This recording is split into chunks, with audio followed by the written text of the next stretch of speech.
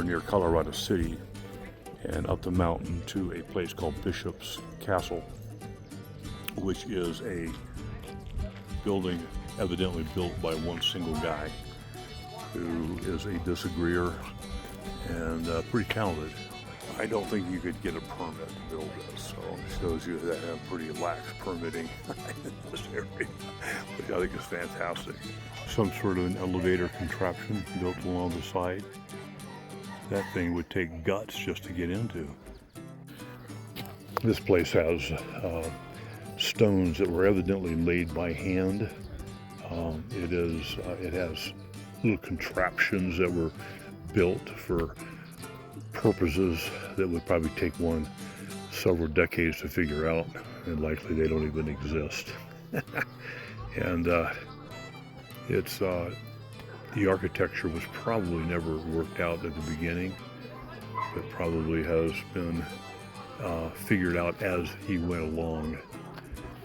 But this thing is beyond unique, and just the idea there's a guy like this who operates and exists makes the world a better place from my viewpoint. This is a grand cathedral room. Looks like all the basic joists are all done in a wrought iron system. But I do see a buttress right there in the middle. These are on some sort of an opening system, it looks like, although it's like all the hinges have been, no, the hinges are still workable. This whole thing will actually louver forward. A lot of the glass is broken.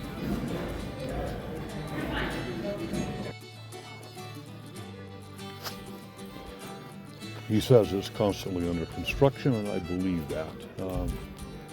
There's even a gift shop here, but you can tell there's new wood, there's stuff that's being actually built in present time, so this is an ongoing project, evidently. Many abandoned ideas on this thing as well, I could tell. Things that are a pretty good idea, then all of a sudden, maybe not. But look at the hinges, I mean, not the hinges, but the connections here against the stone. And this is carrying people, and it's public, and yeah, quite interesting how he was able to get around the legal things that we would have had to face most any other place in the country.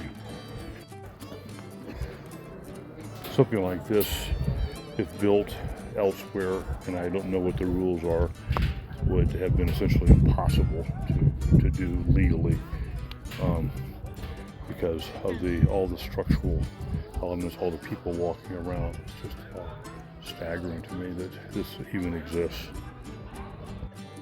I'm quite a bit, I'm about a third of the way up. Yeah, look at that guy walking there. I'm on that. Now we're going up a set of spiral staircase, all poured in concrete.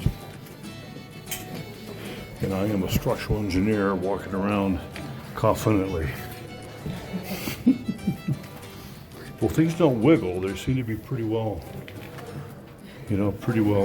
set. So you talk about trust. My gosh. Walking around this thing like I know it's going to stand up. I guess statistically, I guess it will. It is somewhat difficult to believe that a guy built this thing with his own hands, but I do understand it was done over a period of about 50 to 60 years, so I guess we can account for that. But it is a hodgepodge of ideas all jumbled together, and people are crawling around this area, not getting hurt, and the structure's holding together, and there's no code. I doubt there's been any engineering.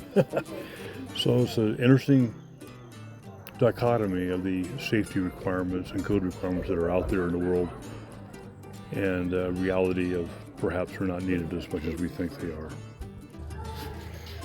He's got actual lumber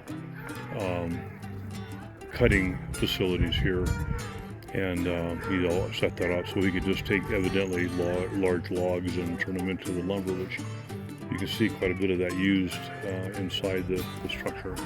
This is the area underneath the main room that we saw upstairs. Kind of give you an idea of the type of wood that he used here.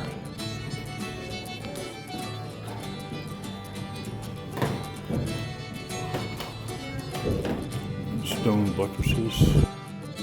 Looks like that's being done with the old Roman columns technique, although I think this is actually holding a lot of it.